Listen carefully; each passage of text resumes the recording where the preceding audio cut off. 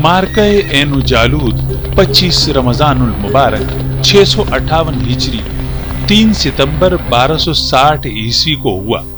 मार्का N जालूद वो मोड़ था जहां मुस्लिम दुनिया ने मंगोलों के नाकाबिल तस्खीर होने के तस्वुर को तोड़ दिया। ये मार्का तारीख इस्लाम और दुनिया की अस्करी तारीख में एक अहम मोड़ साबित हुआ, जहां ममलूक अफवाज ने पहली बार मंगोलों को एक फैसला कुन शिकस्त दी और उनकी मशरिक़ वुस्ता में पेश कदमी को रोक दिया।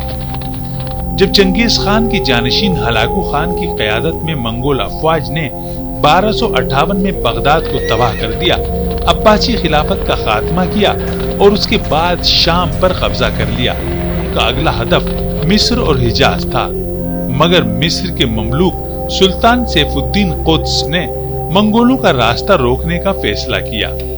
सुल्तान कुद्स ने मुल्क भर में इत्तिहाद पैदा किया, यहाँ तक कि अपने हरीफों को भी इस मकसद के लिए यकजा कर लिया। मशहूर सिपहसालार रुकनुद्दीन बेबरस को फौज की क़यादत सौंपी गई। ममलूक फौज ने जदीद हिकमत अमली इख्तियार की और मंगोलों के खिलाफ तमाम हरबी तदाबीर का इस्तेमाल किया गया। फलस्तीन में बेसियान के करीब वाक़े एन जालूद मैदान जंग बना। ममलूक फौज ने एक चालाकी से पसपा इख्तियार करने की हिकमत अमली अपनाई ताकि मंगोल फौज को घेरा जा सके। जैसे ही मंगोल आगे बढ़े, घात में छुपी ममलूक अफवाज ने इन्हें तीन अतराफ से घेर लिया। सुल्तान सैफुद्दीन कुद्स खुद भी मैदान में उतरे और फौज को लड़ने के लिए ललकारा।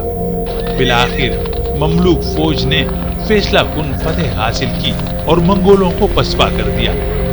इस पसपाई के साथ ही मंगोलों की नाकाबिल तस्खीर होने की अफसानवी हैसियत खत्म हुई और मशरिक़ वुस्ता में मंगोलों की पेशकदमी हमेशा के लिए रुक गई और नतीजे में ममलूक सल्तनत एक बड़ी इस्लामी ताकत के तौर पर उभरी और अब्बासी खिलाफत की अलामती बहाली काहिरा में की गई।